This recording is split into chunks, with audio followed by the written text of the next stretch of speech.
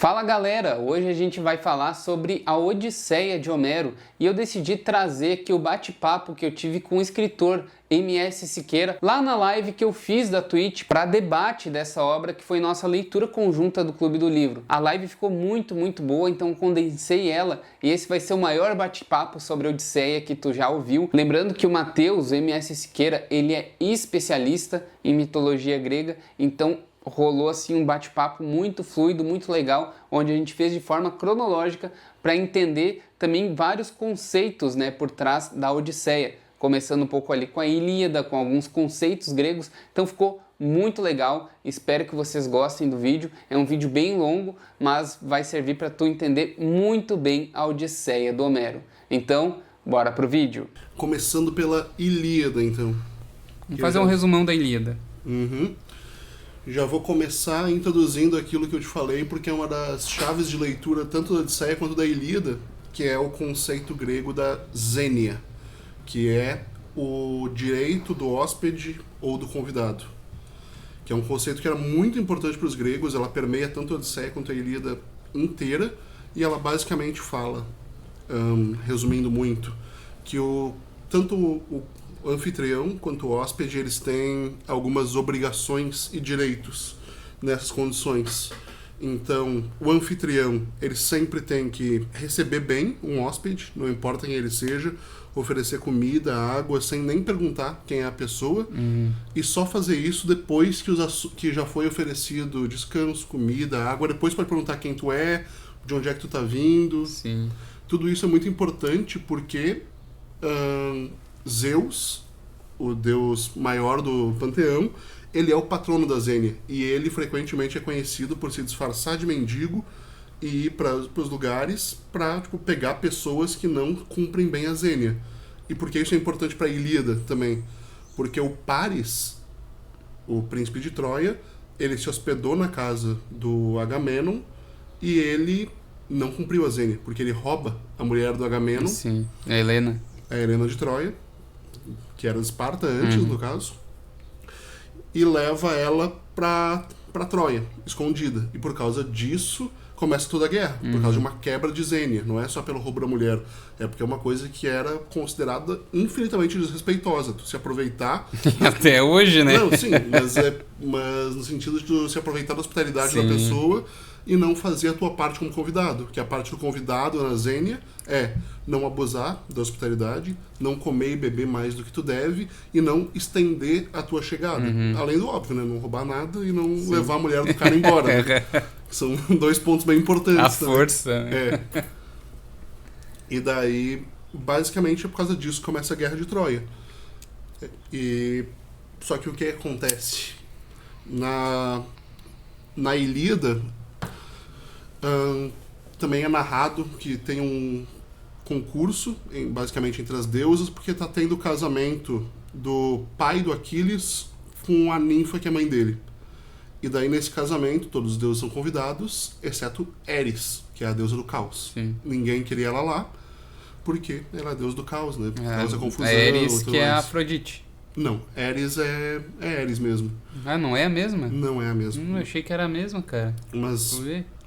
Mas a Eris é uma deusa do caos e ela, frequentemente era mal vista porque ela causava, né? E o que acontece? Ela, sabendo que ela não foi convidada, ela trama a vingança dela. E qual é? Ela manda uma maçã dourada pro casamento e ela diz, com um bilhete dizendo, para a mais bela. E daí isso desencadeia uma discussão entre as deusas, e Atena, Hera e Afrodite, as três dizem que a maçã é pra elas. E essa disputa, elas decidem resolver como? Vamos chamar o Paris, porque ele tinha fama de ser mulherengo, ele é um dos príncipes de Troia. E como, para ele decidir, porque ele é conhecido como um grande amante de todas as mulheres e tudo mais, então ele que vai dizer qual é a deusa mais bela. E nisso as três deusas tentam meio que subornar ele, para dizer que ela é a mais bela. Cada uma oferece um presente. Se eu não me engano, uma oferece glória, a outra oferece... eu não lembro exatamente o que cada uma oferece, mas o que eu lembro é que a Afrodite oferece a mulher mais bela de todas. E é essa que o Paris aceita. Só que a mulher mais bela de todas é a Helena de Troia. E daí ela que entrega a Helena pro Paris, Só que, como a Helena já era conhecida em toda a Grécia como a mulher mais bela de todas, tinha tido um pacto entre todos os gregos, dizendo, tipo assim, o homem que ela escolher para casar, nenhum de nós vai se levantar contra ele, porque ela era muito cobiçada.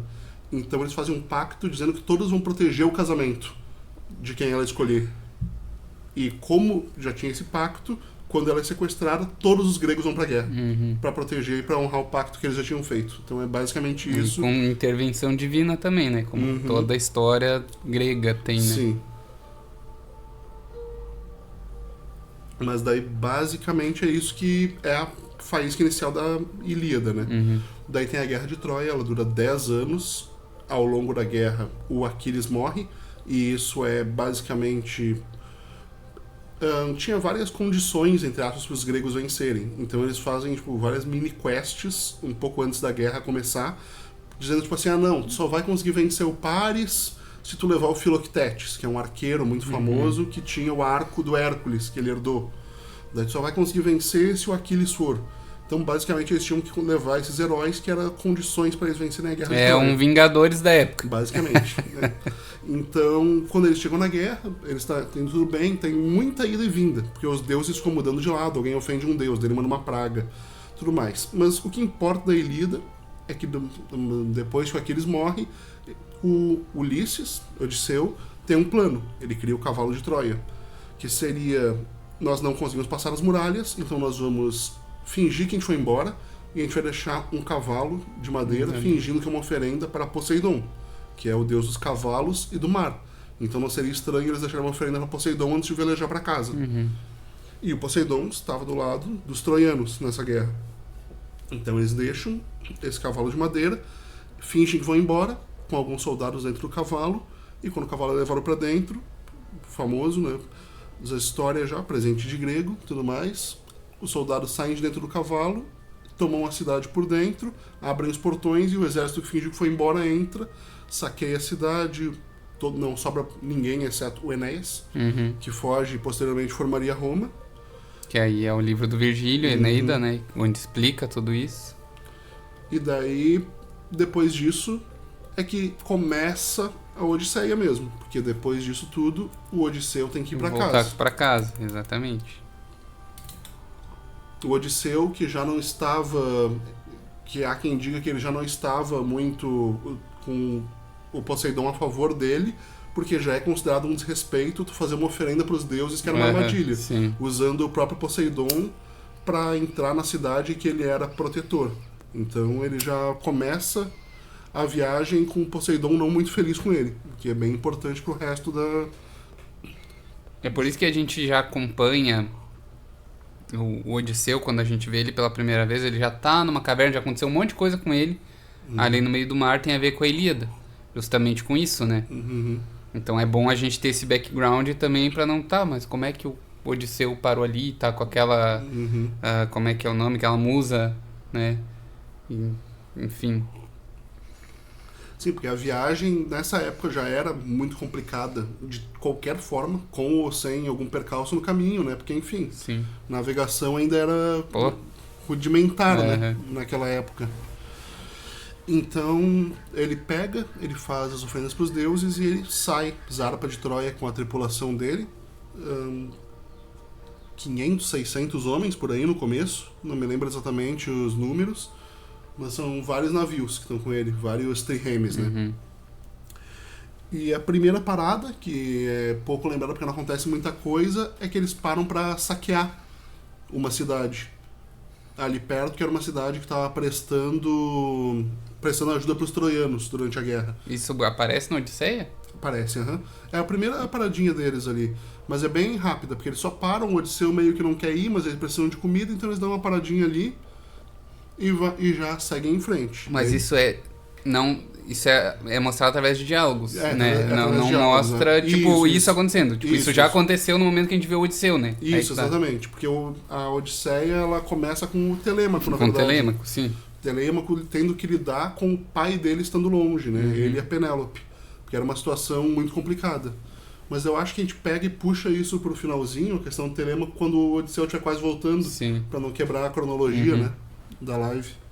Não, Pode ser. Mas eu só vou inserindo isso também, pessoal. Tipo, mas eu não lembro de ter visto isso. Não, é num diálogo onde assim, conta, né? Ele vai contando só pra introduzir. Aí já começa a introduzir que o Odisseu e a tripulação dele, tipo assim, por mais que eles respeitem muito ele, tem sempre um atrito ali entre ele e a tripulação. É sempre o Odisseu meio que fazendo papel de voz da razão. Não vamos atacar aqui, não sei o que, é perigoso, não tem por que ele se arriscar, porque ele quer voltar pra casa. Tipo, tudo que ele quer é voltar pra casa. Sim, só que aí que tá.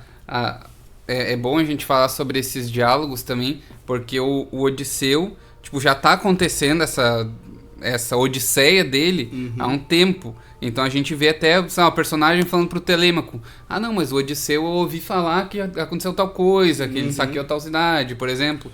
E daí deixa isso aqui, tá, mas se isso foi há tantos anos atrás, é provável que ele tá morto. Então por isso todo mundo pensa que ele tá morto. É coisa que aconteceu há muitos anos. O Telêmaco vai meio que tentando refazer os passos do pai dele. Sim, exatamente. Descobrir onde ele tá. Então não é sorte que ele chega, né, até o pai dele, enfim. Mas aí vamos pela ordem cronológica. E, inclusive, ele já foi para a Guerra de Troia a contragosto. Ele não queria ir. Ele tenta fazer um truque, porque ele é sempre o ardiloso, o Odisseu, todo mundo... É o mais inteligente. Ele é o que mais resolve as coisas na malandragem, assim, né? Na inteligência mesmo, né? Os outros são, tipo, bons guerreiros e tal. Isso. O Odisseu, ele é mais inteligente. E daí, o que acontece é que quando vão tentar recrutar ele para ir para a Guerra de Troia, ele já tenta fazer um truque para não ir. Ele finge que ele tá louco. Daí ele tá lá arando o campo loucamente, gritando, arando o campo. Só que daí eles pegam e botam o Telêmaco com o bebê na frente do arado. Pra falar, se tu tá louco, tu vai passar por cima do teu filho, né? E daí ele para e daí fala, não tá louco, então vamos pra guerra. Daí ele tem que ir, tipo, forçado já pra guerra. A partir daí. Mas enfim, saindo dessa primeira cidade que eles saqueiam, que eu não lembro nem o nome, tem os comedores de lotos, né? É a segunda parada deles, se não me engano. Que é uma ilha que ele chega, tem vários homens lá, uma ilha paradisíaca, assim, tá todo mundo descansando, todo mundo tá com uma aparência cansada, meio aérea, assim, ninguém conversa direito com ele. Ele pergunta por que eles estão ali, todo mundo fica meio, não, estamos aqui descansando. E os homens dele comem da comida que tem lá, alguns poucos. Só que essa comida que eles tinham é justamente a Lotus, que é um fruto que quando tu come ele vai lentamente apagando a tua memória, ele faz tu esquecer qual é a jornada que tu tá, por que tu tá ali. E quando isso acontece, ele tem que basicamente arrastar os homens dele pra fora dali e dizer pra ninguém mais comer aquilo. Porque quem come daquele fruto fica pra sempre basicamente preso na ilha, esquecendo por que tava ali, por que tava indo, por que ele ia embora, apaga totalmente as memórias e só faz tu querer ficar ali comendo mais. E saindo dali tem a primeira grande parada, né? Que daí a gente chega no Polifemo. O Polífemo, né? Depende muito da tradução. Polifemo. Seria a ilha ali do Cíclopes, né? Que eu acho que é a parte mais lembrada, né? Da Odisseia. Que tem o truquezinho também dele, o mais lembrado também. Que é o que eu acho que todo mundo que ouviu uma parte da Odisseia foi essa. Com certeza. Porque é muito emblemático o jeito que ele resolve e tudo mais, a situação toda, como ele leva ela pra frente, né? Mas basicamente ele chega nessa ilha, eles veem uma caverna e eles entram, eles percebem de cara que essa caverna pertence a alguém, porque tem cabras ali dentro, tem várias peles, né? Tem ovelhas, velocinos, né? Ali dentro, queijo, ele dá bastante atenção para isso, que é uma casa de um ser, entre aspas, inteligente, civilizado, que ele tem habilidades de manufatura e tudo mais. E eles chegam e os homens dele querem comer e tudo mais, e ele não deixa. Ele fala, não, espera, a gente tem que esperar para receber a Zênia, basicamente, do Polifemo. Então ele chega, o Polifemo, e o Odisseu faz a parte dele. Ele se apresenta, ele oferece presentes, ele diz porque eles estão ali, então ele faz a parte dele. E o Polifemo aceita esse presente do Odisseu e ataca e devora os homens dele, prendendo ele dentro da caverna. Que novamente ele traz aquilo, da quebra da Zênia. De dizer, os gregos, todos os gregos que tu notar que aparecem no livro, que ele quiser mostrar que eles são pessoas boas e civilizadas, tu vai notar uma formalidade muito grande na recepção. Então eles chegam, tipo, não, entra, eu vou te dar comida, não sei o que, vamos descansar, depois tu me fala e tudo mais, e vou te dar presente, eu vou fazer jogos em tua homenagem, e isso e aquilo. É muito batido nessa tecla. E todo mundo que é considerado não civilizado ou uma má pessoa vai quebrar de alguma forma essas regras da Zênia. E é o que o Polifemon faz. Ele prende eles ali, só que como é uma pedra que bloqueia, eles não podem simplesmente lutar e matar contra o Ciclope, porque matar o Ciclope significa que eles vão ficar presos lá pra sempre. Então já entra aí a inteligência do Odisseu novamente de querer fazer um plano pra eles saírem dali. E o plano é... É o dos carneiros, né? Se camuflar ali no meio das ovelhas, carneiros. Sim, primeiro ele oferece pro Polifemo um vinho que ele tem que é muito forte, que o que era? É vinho não misturado. Vinho não diluído, no caso. Porque o que eles faziam em viagens marítimas muito longas, tu tem que levar muito vinho para durar. Porém, tu não pode levar o vinho já pronto para tomar, porque ocupa muito espaço e tudo mais. Então eles tinham uma mistura de vinho extremamente concentrada que servia para ser diluída na água. Com um pouquinho de vinho concentrado, tu bota numa bacia de água e tu faz vinho de verdade, né? Próprio para beber. Só que eles dão o vinho não misturado pro Polifemo como um presente, e ele toma e acaba desmaiando, de tão forte que é aquele vinho. E daí, a partir daí, os homens do Odisseu novamente querem matar o Polifemo, e ele diz, não podemos, porque senão a gente fica preso aqui. Então o que eles fazem é cegar o Polifemo enquanto ele dorme, e quando ele acorda, depois... e antes disso, o Odisseu se apresenta já como ninguém. Pro Polifemo. Isso é muito importante também. É verdade, é antes. Ele se apresenta como sendo ninguém pro Polifemo, e depois que eles cegam ele, o Polifemo fica furioso e tudo mais, mas ele não consegue atacar eles porque ele tá cego, não sabe onde eles estão, eles se escondem. E no dia seguinte, quando o Polifemo vai sair com as ovelhas deles, o plano do Odisseu é justamente se amarrar embaixo das ovelhas para sair da caverna junto com o rebanho, já que ele só vai ter o tato, né, para ver. O Ciclope tateia as ovelhas, vê que em cima tá tudo certo e libera elas para sair. E a partir daí o Odisseu consegue fugir, sendo que o Polifemo antes disso ainda grita por ajuda de outros Ciclopes, né? Sim, quando ele é cegado. Porque estão na ilha dos Ciclopes. Aí o Ciclopes pergunta, quem foi que te cegou, não sei o que. Ele fala, ninguém me cegou. E daí eles acham que... Eles perguntam por que tu tá com dor, quem é que te machucou? Ele diz, ninguém me machucou. E eles acham que e eles até falam, se ninguém te machucou e tu tá gritando, deve estar com uma doença que os deuses mandaram pra ti, então a gente não vai chegar perto porque não tem o que fazer, né? Senão a gente vai ser afligido pela doença também, melhor não ir. E daí eles deixam o Polifemo abandonado, e quando eles fazem o plano das ovelhas, eles chegam novamente aos navios. E daí vem o erro fatal de Odisseu. Que é cantar de galo. Basicamente, é muito comum, todos os heróis gregos têm uma falha fatal, que eles chamam. O Aquiles é a ira, a maior parte deles é a arrogância, Belerofonte é a arrogância, e essa também é a do Odisseu, Ubris, né, que eles chamam. Que é essa arrogância, essa prepotência, essa vontade de se mostrar. E o Odisseu diz pro Polifemo, quem te matou, quem te cegou não foi ninguém. Foi eu, o Odisseu, o rei de Ítaca, não sei o quê. E o Polifemo, agora sabendo o nome do Odisseu, pede pro pai dele. E Polífemo é filho de Poseidon, né, pessoal? Então ele pede pro pai dele, Poseidon, fazer uma maldição para o Odisseu, dizendo que ele nunca chega em casa, ou que se ele chegue sozinho, sem nenhum prêmio para mostrar a chegada dele em casa, sem nenhuma glória, totalmente desprovido de tudo que ele conseguiu de bom daquela aventura, basicamente. E é daí pra frente que as coisas começam a se complicar mesmo pro Odisseu. Porque tu morar na Grécia, que é um arquipélago cheio de ilhas e tem problemas com o deus do mar, não é a melhor das opções. Sem contar que ali no próprio ele começa a gritar, o Polífemo sabe de onde vem o som e começa a tocar pedra lá, né? Sim, Só que o cara é um navios, gigante. se eu não me engano, já quebram ali, né? ali, exatamente. E Ele já perde muitos homens. É a ali. única vez que a tripulação do Odisseu tem razão, porque eles tentam Sim. impedir ele. Uhum. Daí, aí pra frente, eles só ferram a vida dele. Mas Uhum. nessa hora aí, eles falam, não vai falar pra ele, não sei o quê, não deixa a fúria de consumir, mas ele Sim. vai lá e faz isso. E daí a próxima parada depois disso é os Lestrigões, se eu não me engano.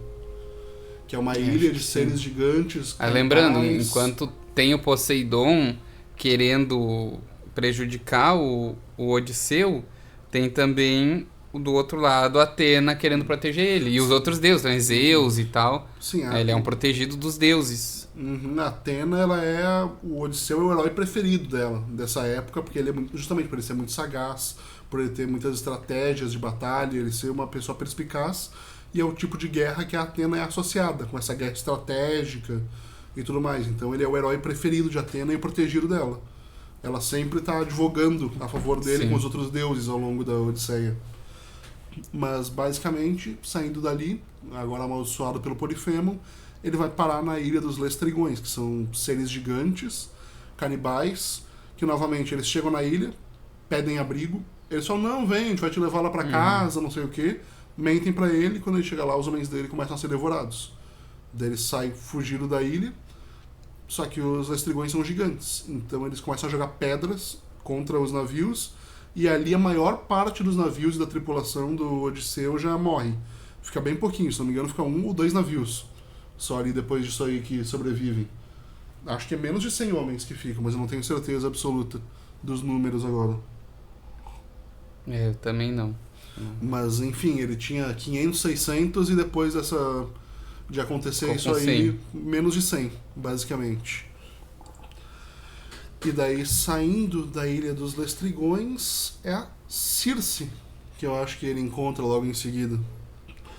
Que a Circe, ela é uma feiticeira, ela aparece em outras histórias, na história do Jasão e os Argonautas. Ela tá lá já. E, basicamente, a Circe, ela tem todo um esquema que ela é uma feiticeira, mas ela também é muito ardilosa. Então ela tem... A Circe é a do Jasão, que matou o Jasão, né? É a Circe. Não, essa Medeia. É, matou Jasão. Medeia, Mas verdade. a Circe e a Medeia são parentes, primas, algo assim, se eu não me engano. Tanto que depois que a Medeia faz o que ela faz, que é de... me fugiu a palavra agora, mas ela corta em pedaços as pessoas, desmembra, esquartejar os parentes dela pra distrair o pai, porque o Jasão tá fugindo. Sim. E eles falam, não, ele vai nos alcançar. Então eles pedem pra um deles da família entrar no navio, eles esquartejam ele e jogam os pedaços no mar. Porque eles sabem que pro funeral grego é muito importante preservar o corpo. Então eles param pra pegar os corpos e deixam pra trás, né? Deixam eles fugirem. E eles têm que se purificar depois disso, e eles vão pedir pra Circe purificar eles, porque a Circe é parente ali, ajudaria eles, no caso. Mas então, o Odisseu chega na ilha da Circe, pede para alguns homens irem explorar, irem na frente, e o Eurílico, que é basicamente é o segundo em comando do Odisseu, e ele é que usa a maior parte das vezes para representar a voz da tripulação. Sim. Ao longo da Odisseia. Sempre que alguém discorda do Odisseu, provavelmente vai ser o Eurílico que está fazendo isso. Ele é o mais vocal de toda a tripulação, e ele é tudo que o Odisseu tenta fazer, ele fala, não, tá fazendo errado, não sei o que, vamos pro outro lado, é muito perigoso. É o do contra. É. Basicamente. Na verdade, a gente pulou uma parte, né? Antes dos Lestrigões tinha a ilha flutuante do Aiolos, que ele prende os ventos numa sacola pra dar pro Odisseu. Pior. Que logo depois que eles saem do Polifemo, eles não estão conseguindo chegar por causa da tempestade do Poseidon. Eles param numa ilha flutuante, que ela boia na água, no caso, e ela está sempre se movimentando. E é lá que mora o Aiolos, que ele é o guardião dos ventos. O Odisseu pede para ele ajuda, e ele prende todos os ventos, menos Zéfiro, que é o leste. É. É leste, né? Que é o vento Zéfiro seria tipo uma espécie de deus também, né? Dos ventos. Não sei se classificaria como deus ou só uma entidade muito poderosa, mas é que todos os ventos na Grécia eles têm nome próprio, né? Então, tipo, são entidades. Só que o Eu Zéfiro... já vi o Zéfiro muitas vezes atribuído a Hermes também, né? Sendo atribuído a Hermes. Ele é o único vento que é gentil. Todos os outros ventos, eles são furiosos, eles causam tempestades, basicamente. Sim, seriam os bons ventos, né? Que os bons ventos te levem. Sempre o Zéfiro é atribuído a... Tipo, que Zéfiro leve o seu barco a não sei o que, né? Então é o... Sim, é o vento que é considerado, tipo, que ele vai te levar em segurança, basicamente. Então eles prendem todos os ventos numa sacola. O Henrique, essa parte deu raiva, os caras abriram o saco de vento por inveja. Sim, basicamente é aí que a tripulação e o Odisseu começam a se bater mais ainda. Porque ele chega com a bolsa de ventos e o pessoal acha que ele tem tesouros dentro da bolsa. E teve gente falando mal da Dilma dela falar de estocar vento aí, ó. No Odisseia já tava estocando vento. Redimiram ela. Homero fez o L, anotado. O cara literalmente estocou vento numa sacola. Basicamente. E daí ele chega e a tripulação acha que ele tem tesouro. E o Odisseu, ele é um narrador não confiável, né? Mas toda vez que ele fala de tesouro, ele fala, daí eu dividi igualmente para que ninguém pudesse reclamar e tudo mais. Que a tripulação vê ele indo falar com um deus e voltando com uma bolsa. Aí todo mundo, o que o deus te deu aí? Te deu o tesouro? Daí ele fala, não pode abrir. Aqui tem os ventos, se a gente não conseguir, a gente não vai chegar em casa e tal. E daí eles abrem a bolsa enquanto ele tá dormindo, libera a tempestade, e aí sim é que eles são lançados na Ilha dos Lestrigões, por causa da tempestade. Eu vi que tava muito, porque acontece coisas bem parecidas ali, né? Da Ilha dos Cíclopes, que são gigantes também, que tocam as pedras, e depois nessa outra dos outros gigantes aí, que eles também tocam pedra depois. Os Lestrigões é bem parecido os dois, basicamente, mas daí tem isso aí no meio, tem a Bolsa dos Ventos. E daí saindo dos Lestrigões, eles chegam na Circe. Que daí ele manda os homens na frente pra ver o que tem. Eles acham uma casa muito bonita e tudo mais. Uma pessoa convida eles pra entrar e todos entram, menos o Eurílico, que ele fica de novo ressabiado, ele é muito desconfiado, ele não entra. E novamente a Zênia, ela oferece eles pra entrar, ela oferece comida, só que é uma armadilha. Quando eles comem, a comida tá enfeitiçada, e eles são transformados em porcos. E a ilha é toda cheia de vários animais. Tem leões espalhados, vários animais mansos, então já dá pra ver que tinha alguma coisa estranha. Tanto que é por isso que o Eurílico não entra. Porque ele acha tudo muito suspeito naquele local. E ele volta e conta pro Odisseu o que aconteceu. E o Odisseu fala, não, vou ir lá resgatar o pessoal. E o Eurílico já fica, não vai resgatar ninguém. Como assim? A gente tem mais homem aqui. Vai querer sacrificar todo mundo por causa dele? E... o Odisseu bate o pé e ele vai enfrentar a Circe de peito aberto. Só que daí aparece a primeira intervenção divina a favor do Odisseu, na Odisseia, que é o Hermes aparece e diz pra ele o que ele tem que fazer pra não ser transformado e pra conseguir vencer a Circe no jogo dela. Que ele fala, se tu for lá, ela vai te transformar em porco, então tu tem que comer essa raiz aqui que é Mole, o nome, Mole, que é uma raiz que os mortais não podem colher de forma alguma. Se um mortal come, ele morre. Se ele colher, aliás, do chão, ele morre. Mas os deuses podem. Então o Hermes entrega pra ele e ele fala que essa raiz vai deixar ele imune aos poderes da Circe por um tempo. Então ele vai conseguir enfrentar ela. E ele diz pro Odisseu já, tu tem que ir lá, tem que comer a raiz antes de ir, pra não cair nos feitiços dela, e ela vai querer deitar contigo. E ele diz, e tu tem que fazer, porque tu tem que ficar em bons termos com ela, só que antes de ir pra cama com ela, tu tem que fazer ela prometer não machucar nem tu nem teus homens, senão ela vai te castrar e vai te matar depois. Basicamente é isso que ele fala. E o Odisseu vai e faz tudo que ele diz, ele come a raiz, a Circe tenta enfeitiçar ele, não consegue, e ele basicamente dorme com ela, fica lá, pede pra ela transformar os homens. Ela faz porque ele pediu e ele fica 1 ano lá na ilha descansando, sob os cuidados dela. Que é uma ilha paradisíaca, tem comida à vontade. Tem até o meme, né, dele depois falando com a Penélope, não, mas veja bem, eu tive que dormir com ela por causa dos meus homens, eu fui mandado pelos deuses. Depois da primeira vez, não sei o quê. Basicamente, daí ele fica lá 1 ano descansando, até tem um cara que morre de forma extremamente anticlimática porque ele dormiu no telhado e morreu, só caindo do telhado. Depois de ficar bêbado, eles voltam pra lá. Depois desse 1 ano descansando, eles finalmente saem, e eles saem porque o Odisseu percebe que eles estão se acostumando a ficar lá. E que se ele não saísse agora, a tripulação não ia querer ir com ele. Então ele fica, não, a gente tem que ir agora antes que eles não tenham mais o Nostos, que é outra coisa também bem famosa na cultura grega ali. A palavra nostalgia, até vem isso, é essa vontade de voltar para o teu lar. Sim. Essa saudade de casa. E é o que fazia ele não ficar feliz, né? Enquanto em todas essas situações que seriam confortáveis para ele ficar ali para sempre e tal. Sim, isso é ao longo, ele trata disso ao longo de toda a jornada, porque oferecem para ele um lugar confortável para ficar, mas ele não quer porque não é o lugar dele no mundo, né? Os gregos tinham essa ideia de que, essa cosmovisão que funcionava assim, cada um tem o seu lugar no mundo, a sua função no mundo, e tu só vai ser feliz se tu descobrir qual é esse lugar e descobrir qual é a tua função no mundo.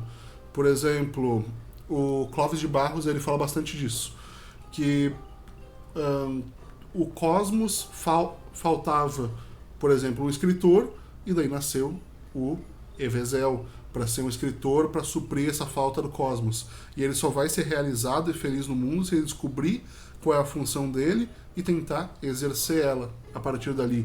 Então eles tinham toda essa visão. E o Odisseu só seria feliz se ele conseguisse voltar para Ítaca, para a casa dele, que é o lugar dele no mundo, ao lado da Penélope. Então não importa que oferecer a imortalidade para ele, que ele tenha um lugar confortável e seguro para passar o resto da vida sem precisar trabalhar, ele não vai ficar feliz enquanto ele não atingir a Nostos dele de volta, voltar para casa nessa jornada. Então eles saem dali, mas eles não conseguem progredir. Acontece alguma coisa, não consigo lembrar exatamente o que é de cabeça agora, mas eles percebem que eles não vão conseguir progredir a partir dali. Então eles voltam e pedem para Circe. Se eu não me engano, o Poseidon tá complicando a vida deles de novo com tempestade. Se eu não me engano, é isso. Então eles voltam e perguntam para Circe o que é que eles podem fazer. E ela fala do Tiresias, que é um famoso profeta, vidente. Um vidente, só que ele já morreu. Tá morto. E eles só vão conseguir progredir se o Tiresias disser para eles como. Então ela diz para eles que eles têm que ir pro submundo. Para falar com o Tiresias e ele dizer o que eles precisam fazer para chegar em casa. Na minha opinião, é a parte mais legal do livro. É muito boa essa parte, porque tu vê que tipo, a aventura daí realmente começa a ficar muito fantástica, né? Porque a partir daí, encontraram seres mitológicos e tal, mas não, agora tu vai ter que ir pro mundo dos mortos para conseguir uma profecia para poder voltar para casa. E na Eneida tem exatamente a mesma coisa, né? Também nessa parte que o Enéas tem que falar com o pai dele, com Ascânio, se não me engano. Ascânio é o pai ou o filho, não sei. Mas que ele tem que ir pro inferno, né? Pro submundo pra falar com o pai dele. Só que daí Só que é um pouco diferente, né? Dos gregos, porque ele seria romano e seria o Pluto, né? O deus dos... E aí é bem diferente, Plutão, outra pegada. É outra abordagem. É parecido, né? Tipo, os elementos são semelhantes, mas é um inferno pior já. Já é um inferno pior do que era o de Hades. De Hades seria uma coisa mais, tipo, um limbo. Assim, né? Que as almas ficam ali não, ali já tem sofrimento, tem... O Hades, né, na mitologia grega, ele é basicamente dividido em 3 ou 4 partes, que é o Hades normal, né? Que é onde todo mundo, o ser humano regular, vai. Daí tem os Campos Elíseos, que é para onde os heróis vão, que daí é realmente um paraíso. É um lugar maravilhoso, tu vai passar o resto da tua vida naquela ilha, sendo da tua não vida, né? Naquela ilha, que é maravilhosa e tudo mais, é o lugar dos heróis. E aí, no Elísio, ainda tem uma parte maior, que é melhor ainda, que é a Ilha dos Abençoados, que é um lugar que se tu escolher reviver 3 vezes e conseguir chegar nos Elísios 3 vezes, tu ganha acesso à Ilha dos Abençoados, que é o lugar daí realmente dos maiores heróis da mitologia grega. E a parte ruim mesmo do Hades é o Asfódelos. Os Campos Asfódelos é onde o Hades dá as punições para as pessoas que fizeram coisas muito ruins em vida. Então lá vai ter o Tântalo, que tentou servir carne humana para os deuses como uma afronta. Então ele tá lá, ele tá submerso num rio até a cintura e com uma árvore frutífera acima dele. Ele não consegue nem comer o fruto nem tomar água. Ele tá amaldiçoado, passa fome e sede para sempre. Ali são essas punições mais poéticas. Mais Divina Comédia, assim. Basicamente. Ali é onde tá toda essa ironia, assim, das punições tá ali. O resto do Hades é um lugar que é meio descrito, tipo, é desolado. Tu vai lá, tipo, todo mundo anda meio sem muitas lembranças da vida ali, não conseguem se enxergar direito. É um limbo mesmo. Sim. Né, que é pra onde a maior parte das pessoas vão. É o Sísifo, exatamente, ele que tá lá também, carregando a pedra eternamente pra cima do morro acima. Tem vários personagens emblemáticos que estariam nas Que o fórmulas. Dante usou também como referência na Divina Comédia pros avarentos, né? Empurrando, só que daí, ao invés de ser pedra, sacos de dinheiro, né? A Divina Comédia é bem baseada nessa Nossa, parte dos Campos das Fódelas e tudo mais. Porque tem... Não, é Grécia pura, né? Até a própria ética do inferno segue totalmente a ética nicômaca do Aristóteles, né? Toda a classificação do inferno, tudo tem a ver com Aristóteles. Então é bem interessante, né? Estudar isso antes de ler a Divina Comédia. Porque é basicamente o que esses filósofos gregos, eles pegavam essa moral que as histórias tinham e tentavam pensar nelas, uma maneira tirando mais o racional, romance, né? sim, exatamente. No meio do caminho. Então, quando tu lê essas duas coisas, elas complementam muito bem. Porque aqui vai estar tudo falado nas entrelinhas, tu percebe a moral dos personagens, e se tu for ler Platão, Aristóteles, tu vai ver que eles falam as mesmas coisas. Só que sem Só que não ficção. É, exatamente. Que é só a índole das pessoas daquela época, né? A moral, o que é considerado correto. Sim, mesma coisa que eu pegar e escrever um livro, por exemplo, de filosofia, usando como preceitos e ensinamentos da Bíblia. Só que eu não cito nada, entendeu? Eu só vou falando as mesmas coisas, mas eu não falo de Cristo, não falo o que Cristo falou pra fazer, mas não falo nada. Sim, então seria basicamente isso, basicamente né? é a tua moral refletida na tua obra, né? Sim. Só que em uma tu tenta disfarçar, tu tenta botar isso na boca de personagens, e na outra tu fala diretamente o que tu pensa, basicamente. Então, chegando no submundo, eles falam com o Tiresias, tem toda uma parte lá deles encontrando espíritos, os mortos O também. Aquiles, o Ajax. Tem um dos reis gregos também, que lutou na Guerra de Troia, que eu não lembro qual é também. O Agamenon aparece lá também, né? Que ele morreu no caminho para casa, se eu não me engano, porque ele tinha sacrificado a filha dele para ter bons ventos para ir para Troia, no começo da história. Eu acho que é o Agamenon, cara, esse personagem. E eles matam ele no caminho de volta daí, por causa disso, porque ele matou o filho. E tanto que depois tem o conto de Orestes, que é o filho dele caçando as pessoas que mataram o pai. Tem mais um spin-off aí depois ainda.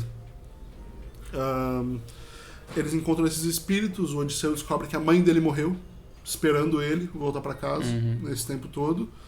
Também ele tenta se comunicar com a mãe dele, não consegue, né? Não, fazer um adendo a Enéas também, pra tu ver como o Virgílio se baseou, né, na Odisseia. Numa parte é a Ilíada, outra é a Odisseia. Na verdade, uma parte é a Odisseia e a outra é a Ilíada, né?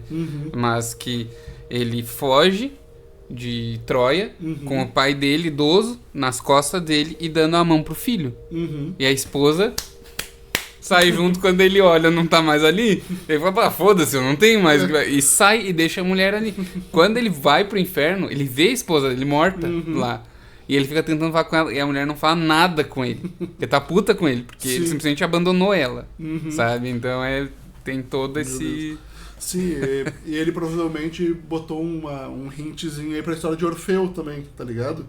Que o Orfeu, a mulher dele, ele é filho do Apolo, né? E ele era um músico muito talentoso. Em algum momento a esposa dele morre, né, a amada dele, e ele vai até o Hades para pedir pro Hades para poder levar ela de volta. E ele permite, só que ele diz assim, tu pode ir, mas tu tem que subir tocando tua harpa para poder te seguir, e tu não pode olhar para trás em momento nenhum. Se tu olhar pra trás, ela vai ficar presa no Hades pra sempre, tu não vai poder voltar. Meio Sodoma e Gomorra, assim. Basicamente.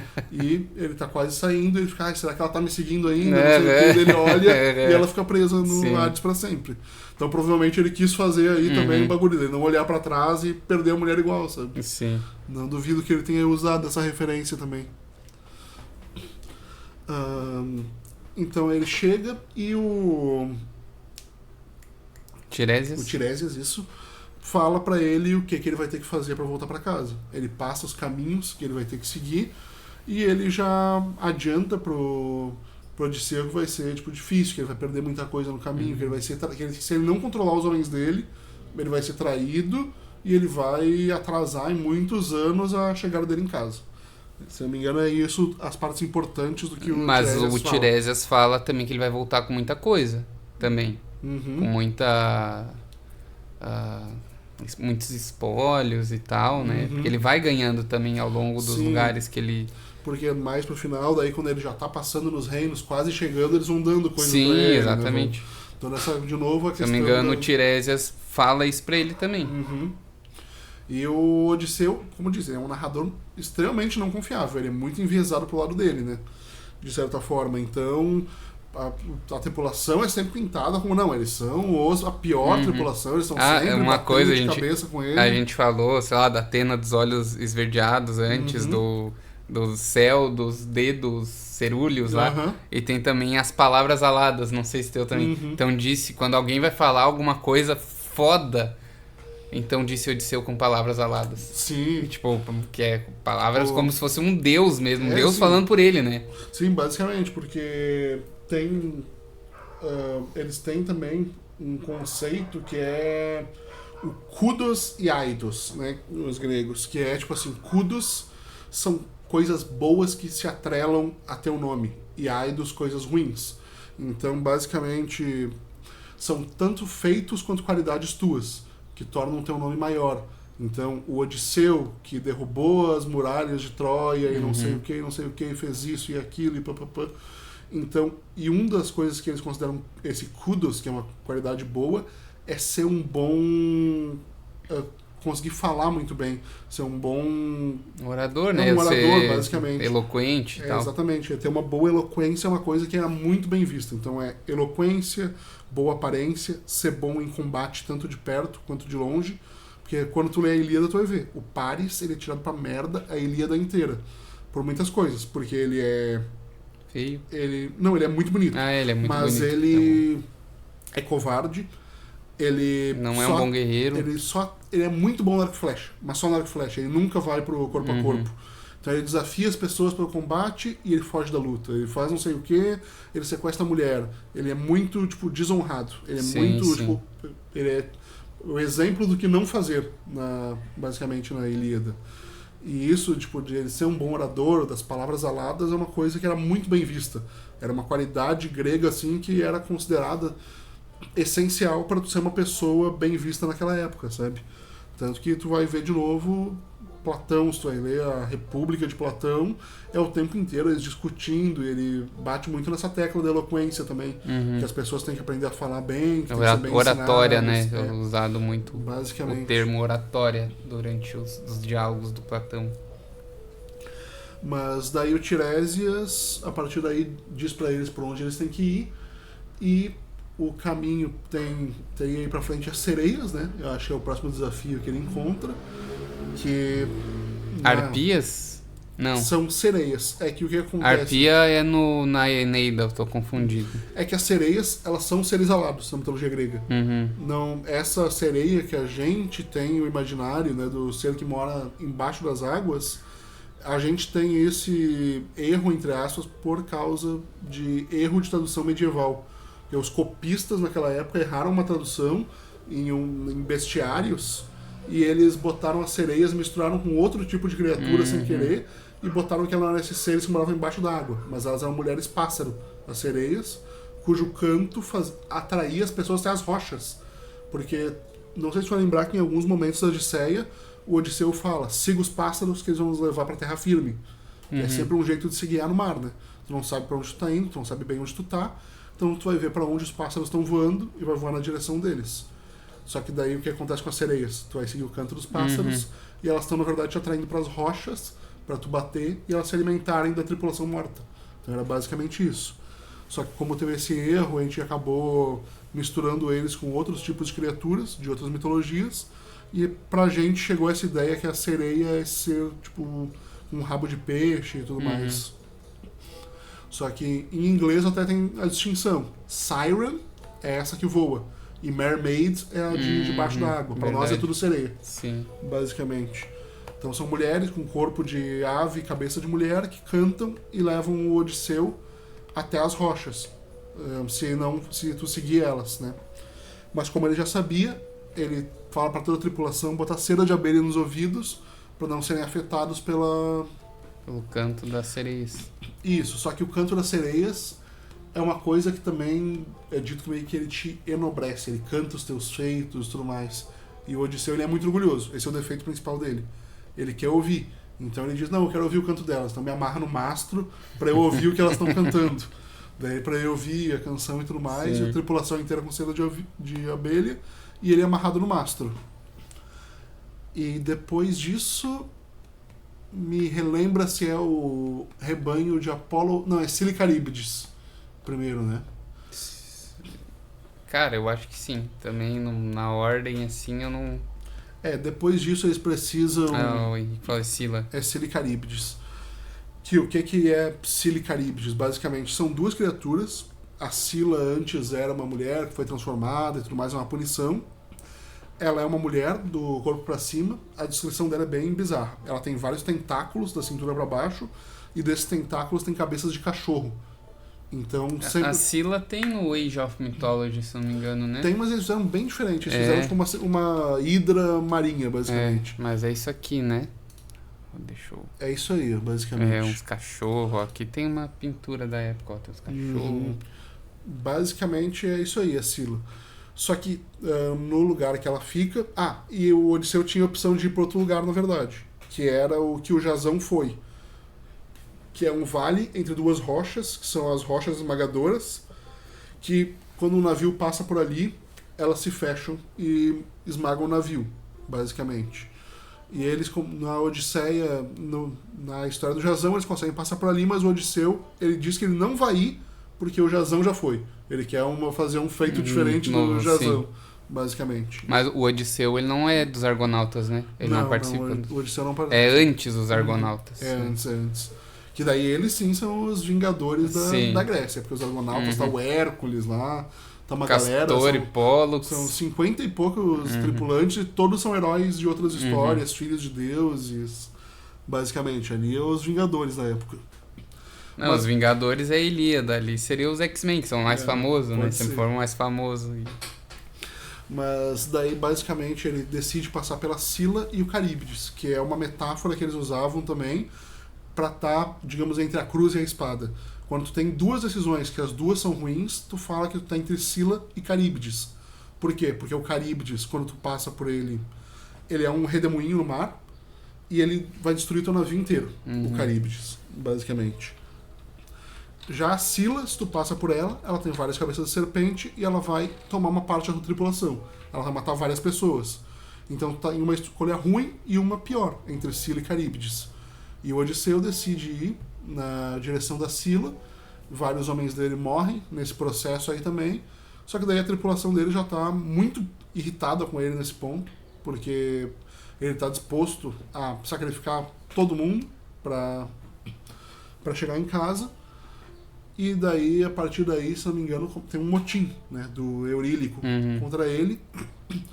E o Odisseu vai, depois disso eles vão, depois do motim, eles param numa ilha. Só que nessa ilha tem o rebanho sagrado, às vezes é de Apolo, às vezes é de... Tá me fugindo o nome. Não, é do deus do sol, que era anterior a Apolo, Hélio. Hélio. Que era um titã, na verdade. Aqui é Hélio. Isso, o rebanho sagrado de Hélio, que são vacas imortais, que elas não morrem, elas não têm doenças, elas não precisam se alimentar. Basicamente é um rebanho sagrado. E o Tiresias já tinha dito pro Odisseu, se eles se alimentarem dessas vacas, se tu não controlar a tua tripulação, tu vai demorar mais 10 anos para chegar em casa. Basicamente é isso que ele fala.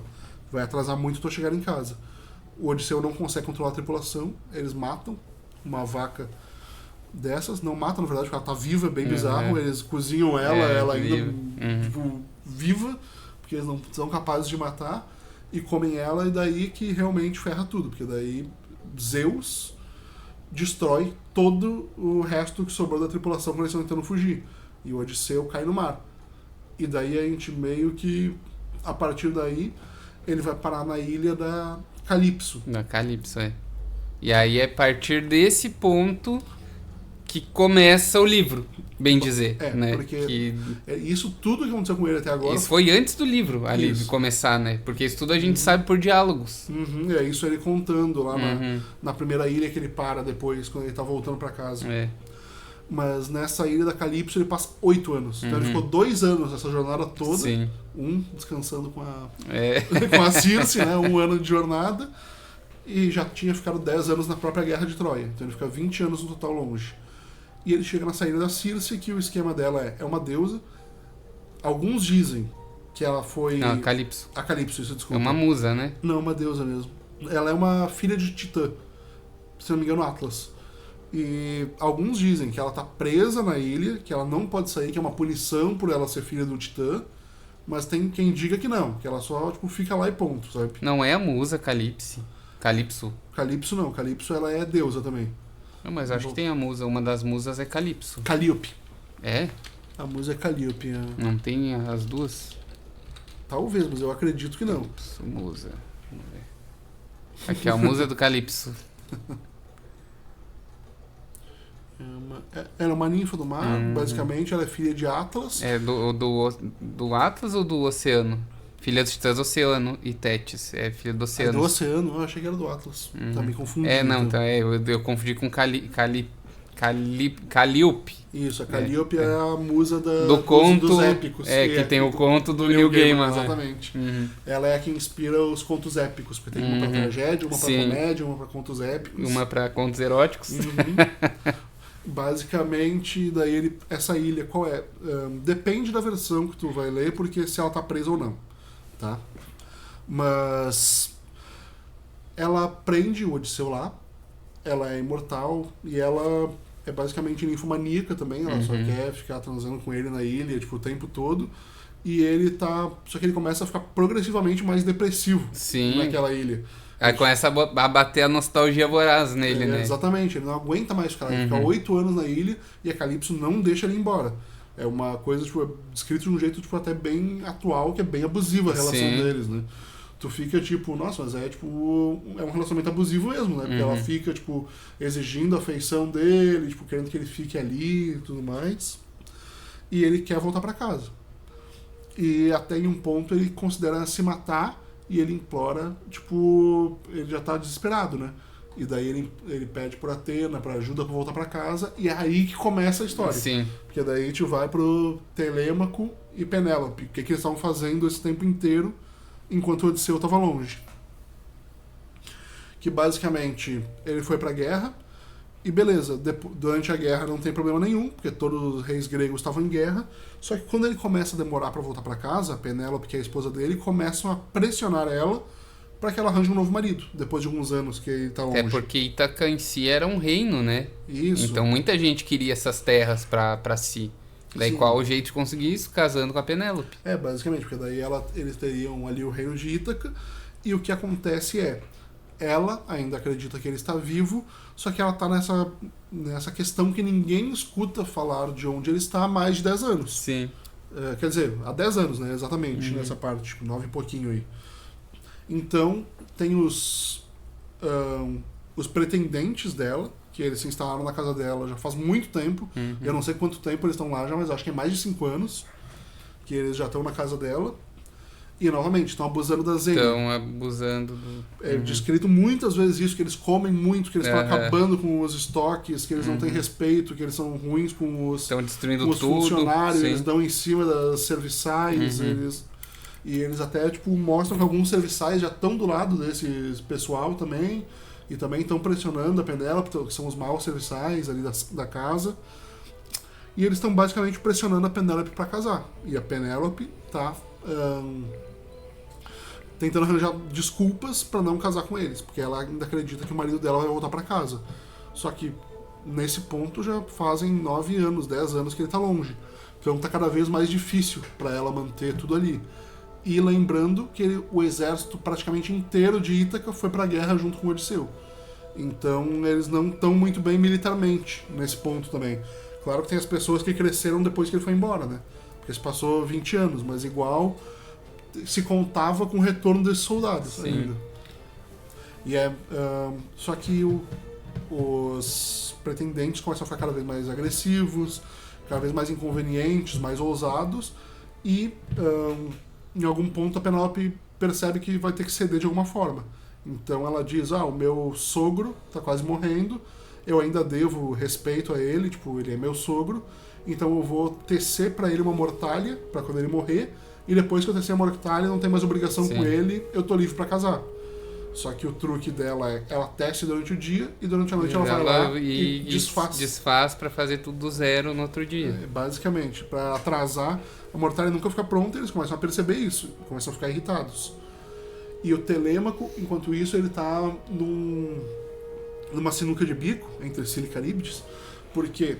Porque ele não pode ser o homem da casa, porque ele não pode declarar que o pai dele tá morto. Porque se ele declarar que o pai dele tá morto, a mãe dele é obrigada a casar.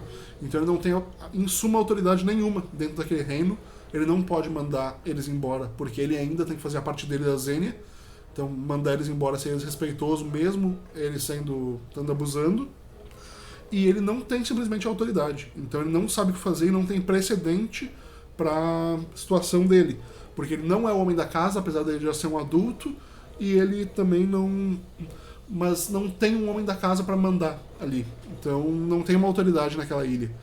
Então a Atena, vendo o sofrimento deles, aparece e ela sugere pro Telêmaco: o que tu tem que fazer agora é sair de casa e ir numa jornada para descobrir notícia do teu pai. Saber se ele tá vivo, se ele tá morto, e pedir conselhos pros reis gregos todos, sabedoria, para saber o que tu faz com esses pretendentes. Porque o que quer que tu faça, tu tem que estar apoiado pelo resto da Grécia.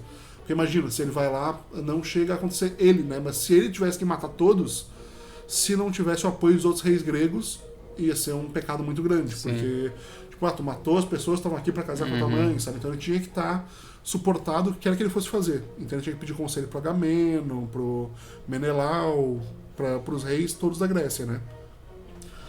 E ele sai nessa jornada. A Atena ajuda ele em vários momentos, ela sempre aparece disfarçada, como outras pessoas, ao longo da jornada. Ela nunca se diz diretamente Atena pra ele, mas ela aparece, eu sou um rei do reino tal, que era amigo do teu pai, tu devia fazer isso e tudo mais. E ele sai nessa jornada, e os pretendentes, enquanto isso, eles têm um plano, que é pegar o Telêmaco quando ele estiver voltando e esquartejar ele, porque eles acham que ele é um perigo pra eles. Porque se ele se assumir o homem da casa, ele pode mandar eles embora e tudo mais. E também com isso eles deixariam a Penélope mais vulnerável ainda, porque não teria o filho dela pra proteger ela. Sim. Então aí, tipo, nesse ponto aí já mostra que a Zênia deles foi pro caralho, né? Eles querem matar o filho do anfitrião deles.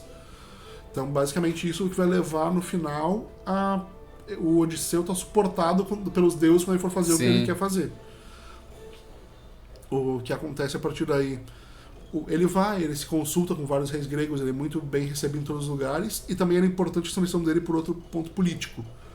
Se ele fosse se assumir como rei, é importante que todos os outros reis soubessem quem ele é. Então é basicamente, eu tô me apresentando, eu sou formalmente o filho do Odisseu, é para todo mundo ver que ele é um homem nobre, que ele tem as características do pai dele, que ele é heróico, é basicamente fazer campanha, para quando ele fosse assumir também, se apresentar para todos os outros heróis.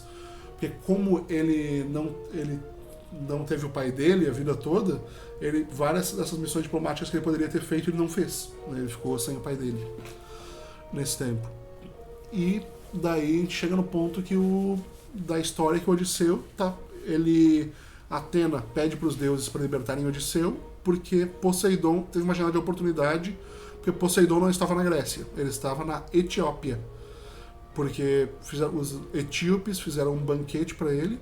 Eles eram considerados um povo muito avançado, os etíopes, e eram um dos poucos povos que era considerado que podiam comer na companhia dos deuses pessoalmente, né? Então o Poseidon estaria fora, eles podiam mandar o Odisseu para casa nessa janela de oportunidade. Então Atena manda Hermes, ela pede para Zeus, na verdade, para libertar o Odisseu, porque ele já sofreu muito. O Odisseu manda Hermes, e Hermes manda Calipso soltar o Odisseu. E daí desse ponto em diante que o Odisseu começa a voltar, ele para em um reino primeiro, ele tá todo esfarrapado, tá como um mendigo. E daí ele começa a receber os espólios, né? Isso, daí esse reino recebe ele, a filha do cara que é o dono da ilha ali, recebe, tipo, mesmo entrando um mendigo, fala, não, vamos lá pra casa, eu vou te dar roupa pra tu chegar mais apresentável. Daí ele chega mais apresentável, eles recebem ele, eles fazem, estranho, venha, compartilhe da nossa hospitalidade, vamos comer, beber, e depois de tudo isso, me fale, mas não falte com a verdade, quem é você e o que busca nessa ilha, não sei o que. Aí que a gente começa a ver a história dele também, Isso, né? Uma exatamente. parte, né? Porque ele vai contando pra várias pessoas. Isso, porque ele vai... Primeiro ele não quer contar quem ele é. É. Só que o rei, daquela ilha, ele é muito astuto. Ele começa a perceber. Porque primeiro ele fala de uma coisa de Troia. E daí o rei já fica meio, tipo, reparando. Daí alguém fala de Troia e o rei percebe que ele tá tremendo. Daí depois chega um bardo, e o bardo tá cantando sobre o Odisseu e o cavalo de Troia. E o Odisseu começa a chorar. Começa a, tipo, ter memórias de guerra ali, basicamente. O cara tá profundamente traumatizado por tudo que viveu. E ele começa a chorar e o rei até fala, não, bardo, para que a história tá perturbando o nosso hóspede. Na tradução que tu leu, tá Bardo ou Aedo? Tá, bardo. Essa é Aedo. Eles falam, não, para de... Porque a história tá incomodando o nosso hóspede, não sei o quê. Só que o rei já fica de olho, ele sabe que tem alguma coisa ali que o cara não tá contando, né? E daí depois disso eles fazem jogos pra entreter o convidado em homenagem a ele também. E até tu vê muito aí a questão política, porque ele fala, vou fazer jogos pra mostrar que o povo da minha ilha é muito letrado. Entre nós tem os melhores dançarinos, os melhores bardos, os melhores arremessadores de disco, né, que era uma coisa considerada muito viril também na Grécia. Então é basicamente pra, tipo assim, pra quando tu for pra casa, tu contar pra todo mundo quão bom é o povo dessa ilha. Eles falam isso. E daí tem os jogos, até tem um cara que provoca o Odisseu, fala, tu não tá participando dos jogos porque tu não deve ser bom em nada. Eu lembro não sei o quê. E daí tu já mostra de novo a questão da etiqueta, que o Odisseu fica muito bravo com isso. E ele fala, não, eu vou competir com todo mundo menos contigo, porque tu foi desrespeitoso comigo. O rei também dá uma bronca nesse cara e o Odisseu vai lá, daí ele arremessa disco e tudo mais. E ele é muito bom mesmo, e ele é um ótimo arqueiro, tipo... Descrevem várias vezes a perícia dele com arco, e que ele atira com arcos muito pesados. Tudo mais, e depois dos jogos, daí o Odisseu começa a contar, porque daí o rei já percebeu a esse ponto que ele é um nobre, que ele é alguma coisa, e ele fala, tá, quem tu é, de onde é que tu veio, me conta tudo. E daí que a gente descobre essa história toda que a gente narrou até agora. Que é o Odisseu contando toda a história dele. Pós-guerra, né, no caso ali da ilha. Basicamente, o que aconteceu com ele, daí ele conta pro cara todas essas histórias.